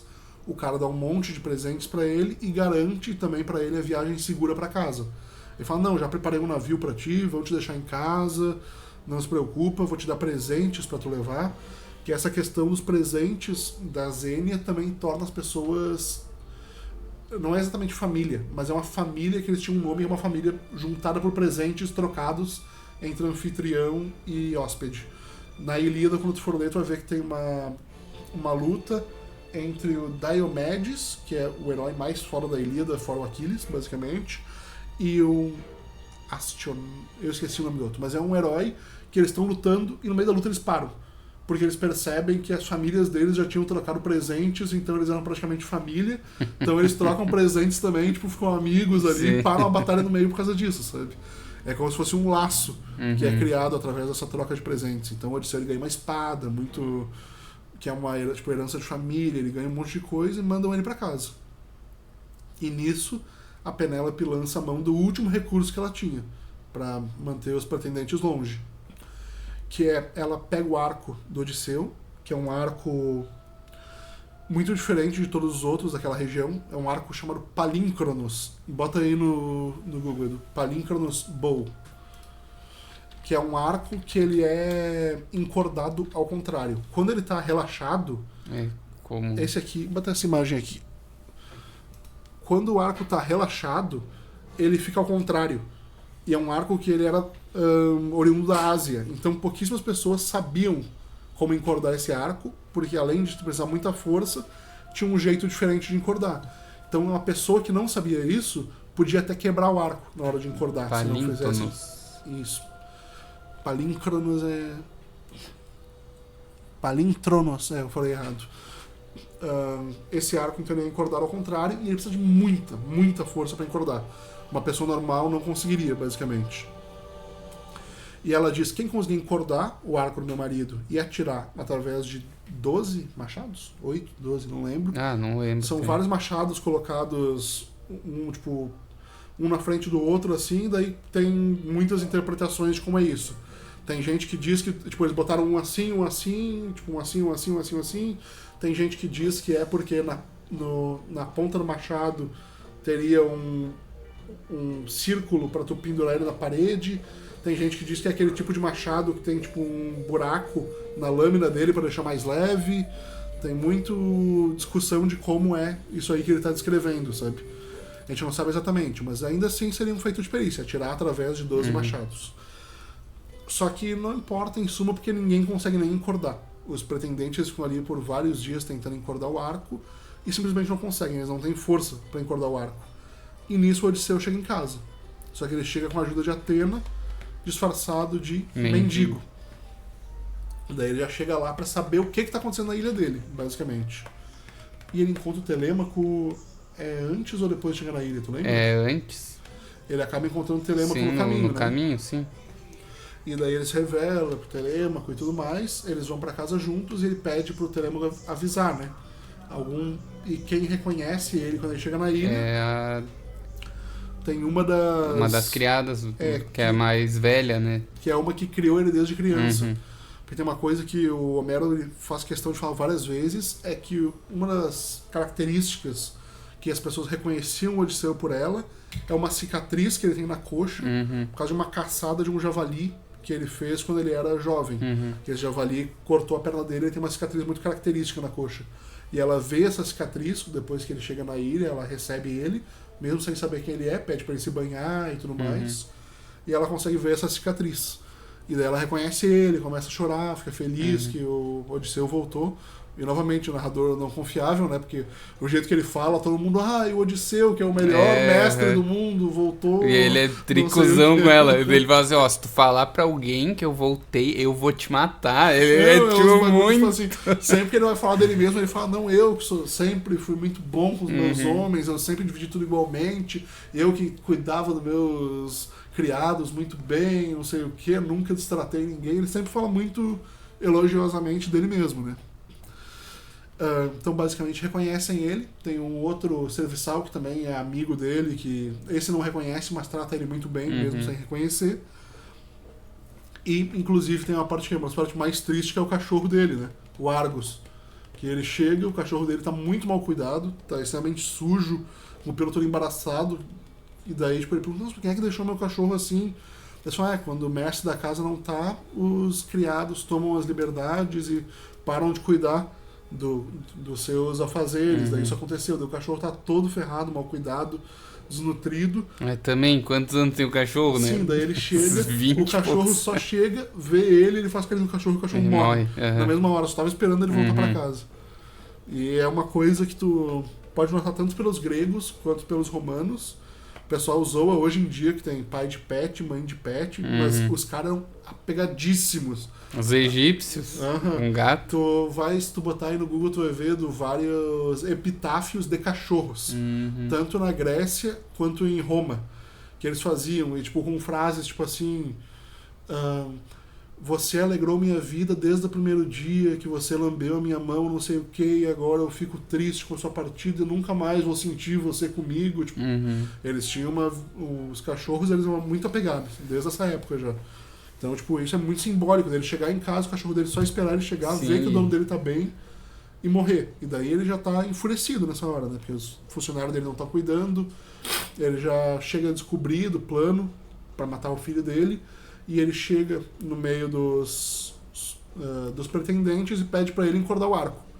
E o pretendente que é o pior de todos, que é o Antínuo, ele trata muito mal o Odisseu. Ele fala, não, tu é um mendigo, sai daqui, não sei o que, tu não tem nada que tá aqui, tu é um vagabundo. O outro mendigo que tem em Ítaca tenta expulsar o Odisseu também porque não queria concorrência de mendigo, basicamente. Mas a Penélope fala, não, ele tem o direito de tentar como todo mundo, não sei o que. E ele vai lá e ele consegue encordar o arco, atira nos machados, só que daí ele se revela também. E daí é que começa a matança dos pretendentes. E, inclusive, ele tá tão suportado pelos deuses que no momento que ele fala que ele vai matar eles, Zeus manda um raio. Só pra pontuar a virada dramática dele. Não, ele pode matar todo mundo você. fala, meu Deus, Zeus tá do lado dele. Não sei. Só de sacanagem, Zeus manda um raio, daí todo mundo fica desesperado e ele mata um por um dos pretendentes e vai matando. E basicamente daí ali termina essa parte. Ele vai conversar com a Penélope e a Penélope tá curiosa pra saber se aquele é o marido dela mesmo. Afinal, eles moram no mesmo lugar que Zeus, né? Então sempre é bom checar se é o marido mesmo, porque tem várias histórias que o Zeus se disfarça de marido das pessoas e volta, né? Então a Penélope tá desconfiada, porque o marido dela voltou, podia ser uma enganação, podia ser outra pessoa. Ele tá muito diferente, né? Imagina, passou 20 anos, ele tá todo ferrado desse tempo que ele teve fora. Então ela é a única pessoa na Odisseia inteira que é ela que engana o Odisseu. Porque ela fala pra ele, se tu é meu marido mesmo, então tu pega e tu tira nossa cama. Tu move ela de um quarto pro outro, porque eu tirei ela daqui porque eu não tinha marido, então eu tirei a nossa cama nupcial. E ele começa a, basicamente chorar de desespero, porque a cama deles foi entalhada em uma oliveira viva. Não teria como tirar ela dali. É um símbolo do amor deles, que ele entalhou. Então quando ela diz que ela tirou a oliveira dali, ele matou. Ela matou o símbolo do casamento deles. Então ele começa a chorar e ele fala, não, como tu pode fazer isso? Porque era a oliveira que eu entalhei pra nós, papapã. Daí ela fala, não, só o meu marido sabe disso, então é tu mesmo. Então ela faz isso, ela descobre que é o marido dela, e daí a partir daí tem uma parte que é toda muito mais protocolar, que é ele... É pra tratar de novo de costumes gregos.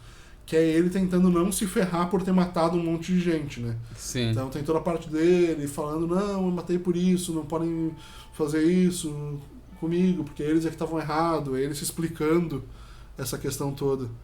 Mas é basicamente aí que termina a Odisseia, com o Odisseu voltando pra casa. Matando todo mundo e é isso, esse é o final. Sim. Daí o resto é mais questão política mesmo, de eles explicando como seriam os ritos, pra ele não ser punido por matar os caras e tudo mais. Mas é basicamente aí o fim da Odisseia. E temos mais um cafezinho? Temos. Temos. Dritomos. E abrir, né, Mateuzinho? Aí tudo serve. Então tivemos todo o resumo da Odisseia com o Mateuzinho. Daí. Acabou. Depois eu faço mais pra nós. Mulher agregando um pouquinho, né? Falei pouco. Tá louco? A estrutura da narrativa é muito genial, sim, cara. Sim, bem que a Paula falou ali, muito interessante essa forma contada em flashbacks. Porque começa mesmo ali na parte do Telêmaco e que o Odisseu tá com a Calypso. Porque a gente começa também no escuro, né? De o que aconteceu com o Odisseu. Sim, começa... vou ler a Odisseia, o livro do Odisseu. Daí começa o Telêmaco. Ali, os 3 primeiros cantos é o Telêmaco. Daí depois tem um da Penélope ainda. Sim. Daí depois que a gente vai ver o Odisseu, daí já tá no final da aventura dele. A gente não sabe o que tá rolando com ele, porque ele tá naquelas condições. Olha, eu fiquei assim... Porque no início, né, muitos...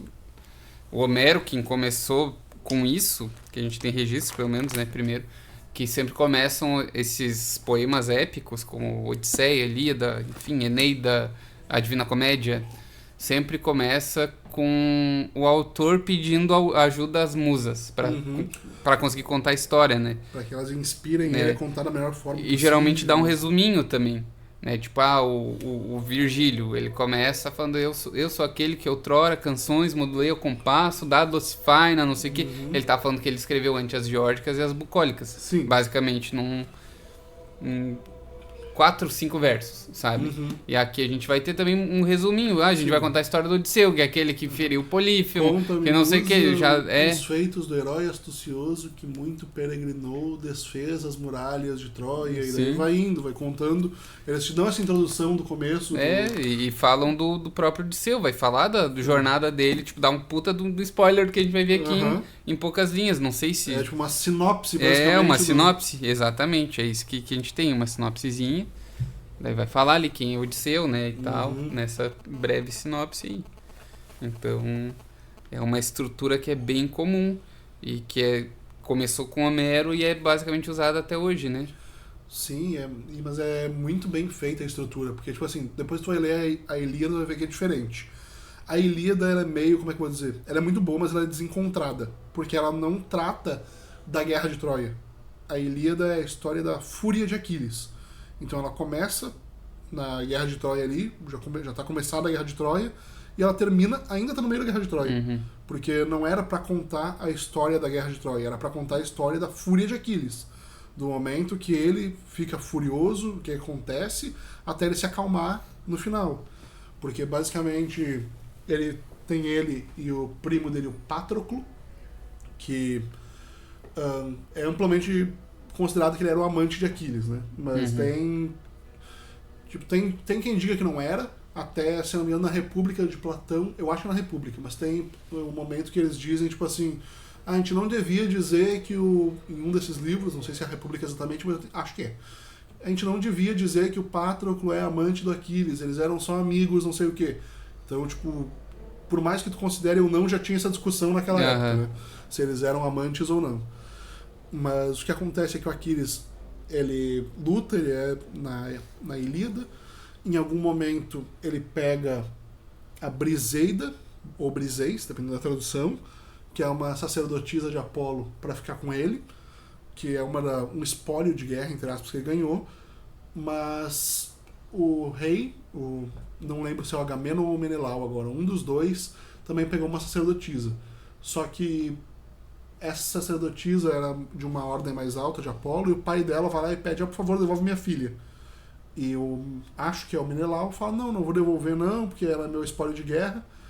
E ele é, tipo, muito mal educado com o cara que era, tipo, profeta de Apolo. Então, Apolo manda uma praga pra eles, e o rei meio que se vê obrigado a devolver a escrava que ele pegou. Só que daí, pra ele não, eu sou o rei, eu que vou ter o espólio, então ele pega o espólio do Aquiles, ele rouba a Briseida dele. E o Aquiles gostava dela. Então o Aquiles fica furioso, se recusa a lutar na guerra, daí em diante. E só que em alguma batalha que eles estão perdendo, o Patroclo pega a armadura do Aquiles e finge que é ele, e vai pra batalha. Ele acaba lutando com o Heitor mata ele, achando que estava matando o Aquiles em algumas versões, em algumas não, algumas ele percebeu que não era.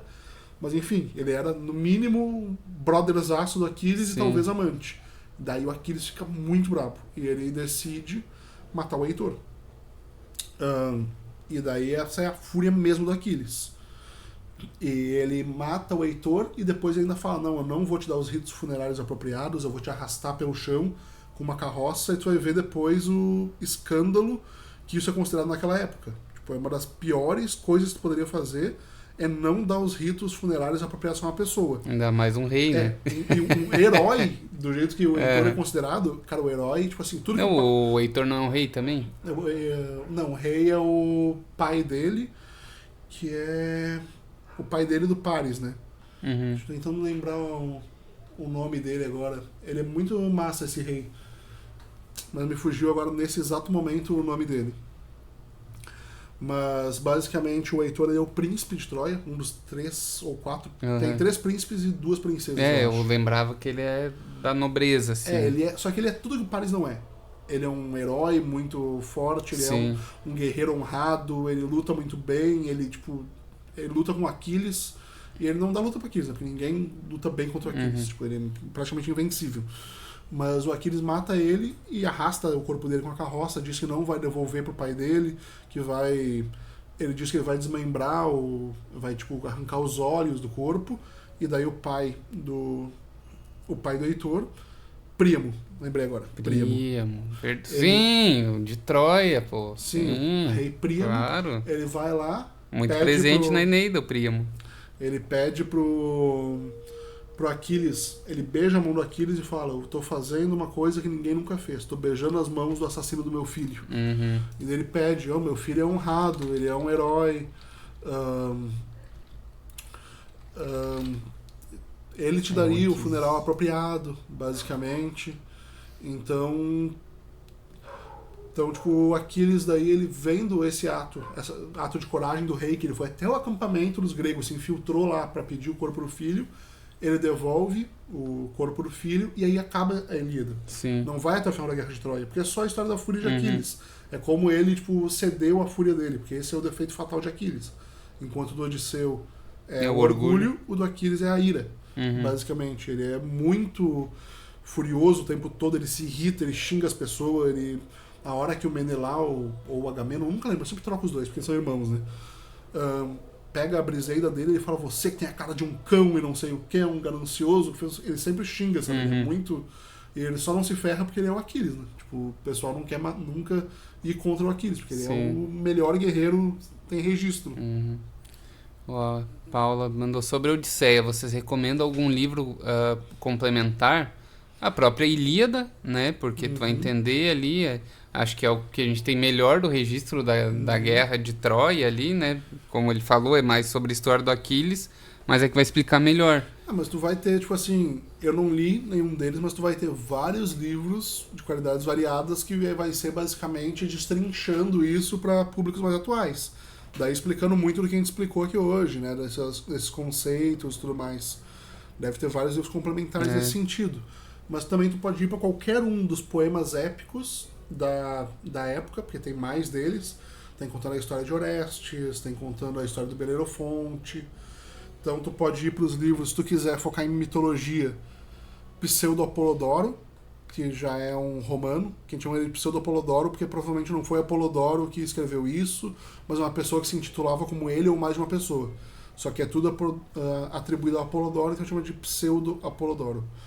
Que daí ele ele reconta todos os mitos gregos, vai ter lá Belerofonte, vai ter Perseu, é uma coletânea bem grande. Além disso, tu também pode ir para, se tu quiser a parte mais histórica mesmo, daí Heródoto, que daí ele é considerado o pai da história, o primeiro historiador do mundo, só que se tu for para Heródoto, vai com paciência, porque eu sou um puta nerd de coisa grega e pra mim eu já acho difícil, porque ele chama todo mundo pelos nomes que eles se referiam a eles naquela época e é muito, como é que eu vou dizer, pesada a leitura, não é uma leitura divertida, porque ele O Heródoto é o primeiro historiador, né, que se tem registro. Porque ele viajou até os lugares, ele coletou registros, ele é o primeiro a ter uma metodologia, sabe, de pesquisa. Então ele vai lá, só que ele vai lá, os lacedemônios, que tinham não sei quantos mil soldados e foram até a terra dos aqueus, não sei o que, ele vai dando dado atrás de dado das coisas. E muita gente diz que os dados dele são muito exagerados também, né? Provavelmente, porque a história que a gente tem dos 300 de Esparta, né, que o Frank Miller pegou para adaptar, é do Heródoto. Ele que conta a história da guerra ali dos ele dá um número absurdo dos persas também, né? Sim.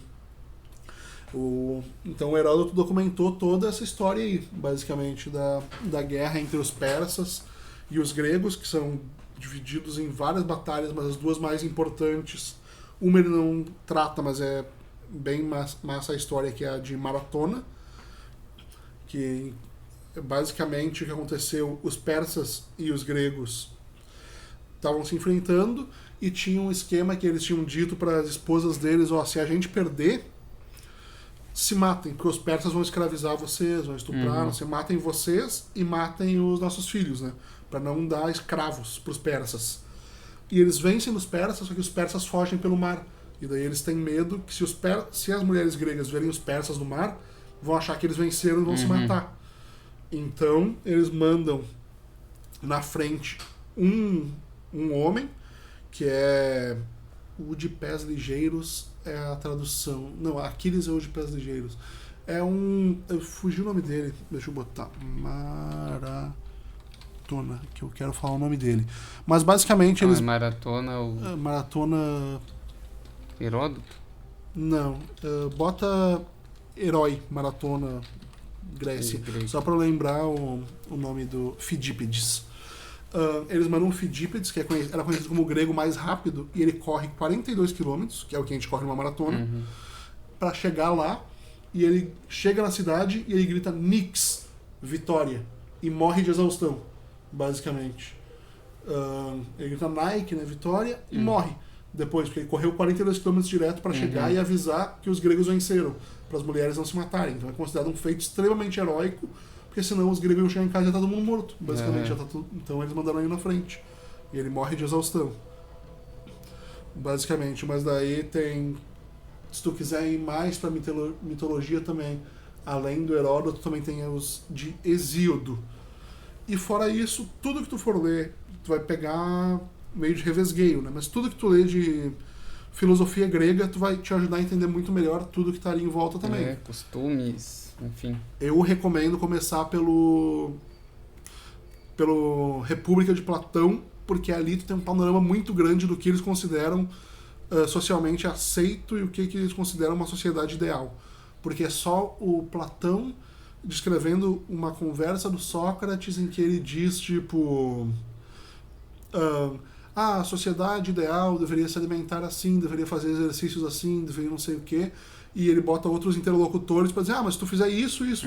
É bem e daí ele diálogos, argumenta, não, né? mas tem que ser porque isso, sabe? Então ali tu vai pegar muito, tipo... do que eles consideravam normal, o que eles consideravam certo e errado na sociedade daquela época. Então tudo isso é complementar. Mas tudo isso é fonte primária também, ou seja, é textos daquela época. Tem milhares e milhares de livros que vão te explicar isso com a visão de hoje em dia. Daí depende da tua preferência, se tu quer... E é bom também pegar, sei lá, uma leitura de apoio muito boa para Odisseia, tu pegar uma edição como essa aqui, da Penguin, e ler os extras, né? Tu tem que pegar assim, tipo, tu pegou, por exemplo, a da Príncipes. A da Príncipes é só o texto ali. Então é bom pegar uma edição crítica, geralmente que chama, né? Que tem conteúdo extra também. Então aqui ele vai te dar todo um panorama sobre tudo, sobre Homero, sobre a história em si, e vai explicar basicamente tudo isso que a gente explicou em live, né? Então é bom pegar essas edições que são críticas. Porque daí é basicamente os dois caminhos que tu tem. Ou tu vai ir para fontes primárias e ler esses textos da época, que nem sempre são mais fáceis de ler para quem tá começando, ou tu vai pegar textos de hoje em dia já explicando essas coisas que a gente explicou aqui basicamente. Fora que tem vários também canais bons no YouTube que se propõem a explicar essas coisas. Principalmente em inglês. Em português não tem tantos assim com esse rigor, sabe? Mas... se tu gosta de mitologia, tem um que eu gosto que é de uma professora, que ela explica os mitos gregos e enquanto ela vai explicando, ela já dá um sumário do que aquele mito representa e ela vai mostrando obras de arte ao longo dos séculos representando aqueles mitos. Daí ela sempre traz umas discussões, então é um canal bem legal e é fácil de tu pegar, assim, uma boa entrada, sabe? Mas acho que é basicamente esses os caminhos que tu tem. Ou tu vai pegar fonte primária, ou vai ir para esses livros de hoje em dia que se propõem a explicar essas coisas. Sim. E alguém quer acrescentar alguma coisa aí do que foi falado na live? Inclusive, ano que vem tem a Odisseia do Nolan pra sair, né? Sim, a gente tá falando bastante sobre o filme no nosso grupo do livro. Esse aí eu tô louco pra ver. O que vai definir se eu tô... em que termo eu tô com o Nolan, porque eu tenho sentimentos mistos em relação a ele. O canal que eu falei é Culturaria da Rê. É uma professora, ela passa os mitos e no final de cada mito ela vai mostrando obras de arte. Cara, um canal muito bom também, que fala sobre filosofia principalmente, mas fala também sobre isso, sobre livros, a Divina Comédia, fantásticos os livros dele, é da Nova Acrópole, né? Que é a escola de filosofia, o qual eu fiz parte durante uns 4 anos. Eles realmente destrincham assim, as obras, fazem um aulão mesmo. É muito bom de ver os vídeos da Nova Acrópole sobre os livros. Tem que ver se eles têm da Odisseia. Deixa eu ver aqui se eles têm. Odisseia, Nova Acrópole. Sobre mitos gregos. Aqui, ó. Esse aqui. Odisseia, comentários filosóficos da epopeia de Homero. E quem se interessar, o Clóvis de Barros, eu mencionei ele também aqui, que ele é filósofo brasileiro, ele gosta muito da Odisseia, e ele tem uma saga, eu vi os 2 ou 3 primeiros vídeos, mas é muito legal. Ele lê a Odisseia inteira, e daí para cada capítulo do livro ele lança um vídeo falando um pouco sobre aquele capítulo, o que ele significa e tudo mais. Só que é bem extenso, né? Sim, então, sim. Eu tô fazendo isso com a Bíblia, tá bem... Então, se quiser um apoio, assim, pra leitura, tem esses vídeos do Clóvis também. Mas ele se foca mais na questão do que essas coisas significam filosoficamente do que em explicações... da história mesmo, né? que a gente deu aqui, por exemplo, sabe? De por que as coisas são assim. Cara, muito boa mesmo essa live, hein? Muito show. Queria fazer um vídeo pro YouTube, mas eu acho que eu vou pegar e fazer um corte da live, cara. Fazer ficou muito bom. Porque eu acho que o vídeo a gente ia praticamente explicar tudo que a gente explicou aqui de novo, né? Acho que dá pra... Talvez só dê uma aumentada no áudio ali. Aí eu acho que eu vou postar a live, cara, porque... A gente faria basicamente a mesma coisa. Seria mais 2 horas de bate-papo. É muita coisa pra falar, né? Sim. Não tem... O problema é que é um tipo de livro que não tem como pular nenhuma parte dele, né? Porque tudo é tipo, importante pra jornada. Sim. Assim, o Henri falou, e realmente é um buraco sem fundo a mitologia grega, até porque foi uma coisa que foi reinterpretada centenas de vezes ao longo dos séculos, né? Então, se tu cai nesse buraco de minhoca ali, tu fica pra sempre, cara. Sim. Porque tudo tu vai ver e tem fonte mais antiga, fonte mais antiga, fonte mais antiga, e tudo é ressignificado, vai mudando, até dentro da cultura dele, sabe? Tem... Enquanto tu quiser estudar, tu vai achar coisa, cara. Sim. Não tem... Nunca vai acabar as tuas fontes. Deixaram muita coisa escrita, né? Isso que é legal. Escrita e muita coisa que tu tem que interpretar também, tipo de vasos, os pitos deles, que tem umas coisas muito massa também. Pintura em jarro, em prato, que tu consegue ver ao longo dos séculos eles mudando as coisas através disso, sabe? Tu pega as primeiras versões das górgonas, por exemplo, eram tipo de uma forma. Era tipo um ser bem monstruoso. Daí vai entrando depois um ideal um pouco mais clássico nas histórias gregas. E a górgona, que antes era tipo uma figura grotesca, tipo com os dentes pra fora, de umas feições meio de porco, assim, toda monstruosa, vira uma mulher linda, só com os cabelos de cobra. Sabe? Tu vai vendo a noção grega das coisas mudando ao longo das eras, sabe? E isso vai sendo reinterpretado ao longo de toda a história, porque depois... Na segunda onda do movimento feminista, eles pegam novamente a história da Medusa e eles ressignificam ela, dizendo que a maldição que a Medusa recebeu, na verdade, não foi uma maldição, foi uma bênção, porque afastaria os homens que tentaram abusar dela. Então, tem a Madeleine Miller, eu acho que é o nome, que é uma escritora que ela praticamente, só o que ela faz é pegar mitos gregos, Miller ou Pryor, não lembro agora, mas ela basicamente faz reinterpretações dos mitos gregos através das histórias dela. Então ela tem a história da Medeia, ela tem o conto da Medusa, ela vai reinterpretando assim. O pessoal gosta muito dela, é uma das coisas que está na minha lista de leitura. Tô para pegar algum dela a qualquer hora, porque elogiam muito os livros dela, o pessoal que gosta de mitologia. Então é isso, Mateuzinho? É isso aí. Quer acrescentar mais alguma coisa? Não, acho que o que tinha pra falar eu falei. Vamos lá, então. Eu esgotei as informações que eu tinha pra hoje. Então é isso, pessoal. Pô, obrigadão aí todo mundo que participou da live. A live vai ficar aqui no... Eu vou mandar ali no grupo também pra vocês, tá? Vai ficar aqui pra vocês verem sempre. E eu vou postar ela no canal lá também, que realmente ficou muito boa. Então é isso, pessoal. Forte abraço e até mais.